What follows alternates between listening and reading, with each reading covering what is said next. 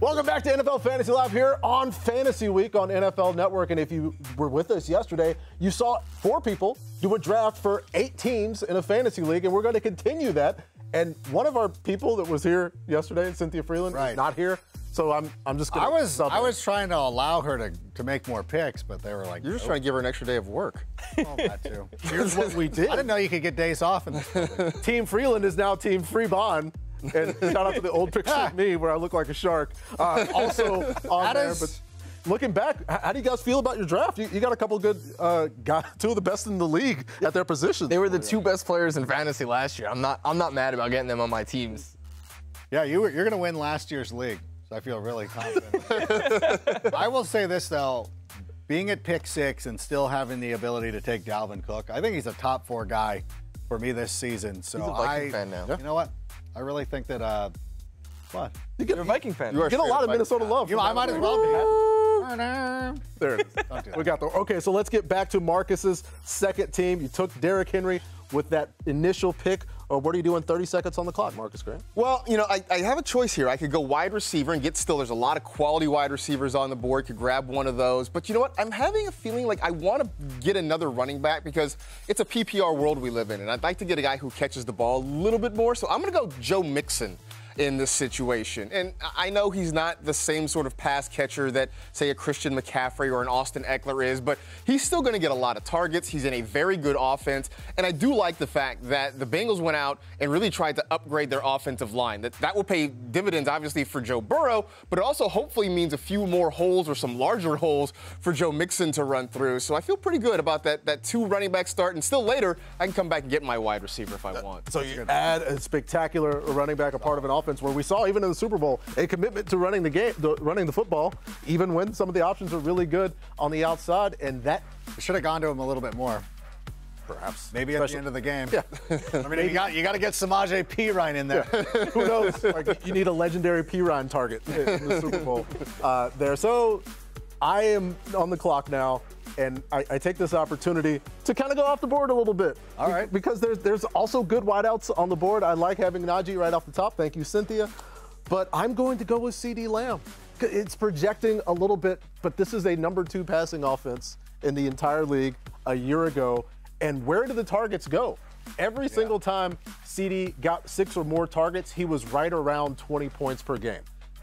It will be catastrophic if CeeDee does not get 6 targets right off the bat at some point. And so, yeah, I bring in CeeDee Lamb to go with Austin Eckler, 2 guys on 2 good offenses that are going to get big values for me. So I'm excited for Team 2. That's a fun team. I like it. Yeah, that's a really cool team. So now, 30 seconds on the clock, Mr. Rank. You know what? I'm looking at, again, I was talking about Dalvin Cook a moment ago and how important it was for me to get him. I could really go with there's a wide receiver I think that we could really go with right here to really make this team excellent. But you know what? I like the idea of going with 2 running backs, and I'm going to go 2 NFC North running backs. I'm going to bring in Aaron Jones, who I really do believe this is going to be a team that I hate. I just hate this team. Rivals, but when they're out there doing really well, I'm going to be very comfortable with it. And I've said this a lot over the last couple of weeks that I expect Aaron Jones to be the target leader in this offense. Outside of Aaron Rodgers, he is the most talented guy. He is going to be the guy that they count on. It's not going to be Allen Lazard. I like Romeo Doubs. He's going to be good this season too. A.J. Dillon is going to be a nice option for somebody later on in the draft. But for me right here, I love having Dal Cook and Aaron Jones. Yeah, value at such a good spot because we actually talked about this earlier this week. In that right around that 11 spot, I was able to snipe you and get him. But that was just who do you trust? I almost wanted to take him in the first round over somebody like I ended up with Joe Mixon, but like to me, those 2 guys are very comparable. Yeah, a lot of good running back value here at the top of this 8-team draft. So, Mr. Florio, you're now on the clock. Yeah, Rank hinted that there was a wide receiver there that is a very good value right now. And I normally would, I have Cooper Kupp there. I want to take a running back, but I'll go with Jamar Chase there and just have the most zero running back team. But that is such a fun start when you have Cooper Kupp and Jamar Chase. I mean, we saw what Kupp did last year. Jamar Chase, I would say, is the most explosive player in all of football. So pairing those together, I think I'll be okay without a running back. Yeah, no, I think I like that. But you say this is a 0 RB start, right? Yeah. So you can wait. I know you still want, you want your Kyle Pitts in the 3rd round. You can go get your running back a little bit later there. Yeah. The option's clear and available for Florio in the later rounds, but we're still in this initial round. So Marcus, what are you going to do with this next pick? Yeah, I think if Jamar Chase were there, then I probably would go the 0 RB route. Pairing Justin Jefferson and Jamar Chase seems unfair. Like you just hand me the trophy already. LSU. But that's not going to be available to me. So you know what? Instead, I'm going to go on what I've really been preaching lately. All about the Saquon-assance. I'm going to take Saquon Barkley here in this situation because then you've got 2 guys with incredible pass-catching upside. Justin Jefferson, you could pretty much lock him in for 100 catches. But if Saquon really is healthy and going to be the focal point of this offense, as has been suggested all throughout the preseason, then this is a guy who can catch you 70, 80 passes again this year. He's got the rushing upside to get you maybe another 1,300 yards on the ground. He'll find the end zone. So I truly believe he's back, and to pair him with Justin Jefferson feels like a really good start to me. Just believe, right? If you believe in the player, you believe in the volume. We've seen Brian Daboll have success. Why not? Yeah. The Saquon-assance is back. It is among us. We are here, and that takes a decision off of my chest because I just talked to somebody who was asking this question about how you take a running back in the 1st round. Do you take Saquon? Do you take Alvin Kamara? Here with pick 14, you made the choice for me. I could make a case for Alvin Kamara much earlier than this, but I would like to take Alvin Kamara in this spot because even the floor, if we consider the floor for Alvin Kamara in terms of what was his worst fantasy football season of his entire career last year, he was still a top 10 running back. And if we believe that the offense is going to be better, if we believe we're going to get more games with Jameis, I think Alvin Kamara has a solid enough fantasy season to justify him not just here at 14, but much earlier than that. So I will take Alvin Kamara all day, pair him with Najee Harris, and have my ground and pound, also former Alabama running backs, even though Kamara transferred, so we got that going. But Frank, we're going to put 30 on the clock and get it back to you. I know. I was hoping Saquon Barkley was going to be there so I could have 2019's best team. Really go after it. Really get a theme going. You know what? I'm sitting here.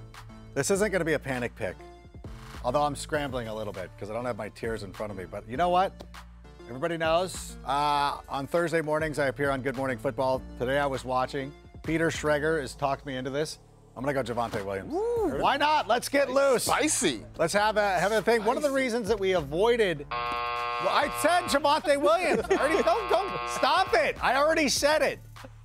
So here's my thing. One of the reasons we've avoided him is because of the potential timeshare committee with Melvin Gordon. Melvin Gordon's always there. He's not going away. He's not moving out. You're like, oh, we're going out with Javonte Williams. Why is Melvin Gordon still crashing on your couch? But here's the thing. This coaching staff is not, we don't know how they're going to do it. Like if this was the old Vic Fangio team, then perhaps I would feel a little apprehensive. But you know what? Hackett comes in. He found a way to make Aaron Jones and A.J. Dillon effective last year in Green Bay. I think both these running backs could be really good. But if he does what Aaron Jones did last year, I'll be very comfortable with him in the 2nd round. And he's got a better quarterback than what Hackett was working with last year. Yeah, nobody's concerned about the player. It's just the opportunity. If you... he finally got it. It took him a second. If you believe the opportunity is there for Javonte, absolutely. Go ahead and have him on your fantasy team. So we'll get to pick number 16. Wrap us up, Florio. I'm so tempted to go with Kyle Pitts here because, like you said, Kyle. You got two but picks. It's not the 3rd round. So yeah, the second one on the swing would be Kyle Pitts. But I preach a lot about taking a wide receiver early on. So there's a bunch of still good ones there. I'm gonna go with Stephon Diggs. I mean, partially because I have a Bills jersey on, but also partially because he's my highest rated wide receiver still on the board. I think Diggs could have a career year this year. The usage was the same last year as the year before. His catch rate just dipped way low. I expect that to bounce back. And then if he does, I think a potential career year could be in store. So I'll take Diggs there. Pair him with Jonathan Taylor. I feel great about that. Well, if you're looking at your team and you have Jonathan Taylor, Stephon Diggs, and Kyle Pitts as a starting point, that's a pretty good option. I think, too, like, no matter how big your league is, if you can go with Jonathan Taylor, whoever the best available wide receiver is, and then Kyle Pitts, I love it. Excellent start. Yeah, it all depends on, of course, the way I would go with Mark the Andrews then, I think, on this next way around. So many options. We're giving you a lot of options to look at, including some of the guys who aren't on this board. There's no Travis Kelce on this board. There's no Nick Chubb. That was another one. Devontae No, Devontae Adams, yeah. That's changed teams. Apparently, that scared all of us off. Plenty of different I routes. think, and also, they're 8 teams. It's not like we were doing a 10-team or a 12-team league. I like Devontae Adams. I was not purposely scared of him. Yes. Devontae, we still love you. So, yeah, We huge appreciate it. fan.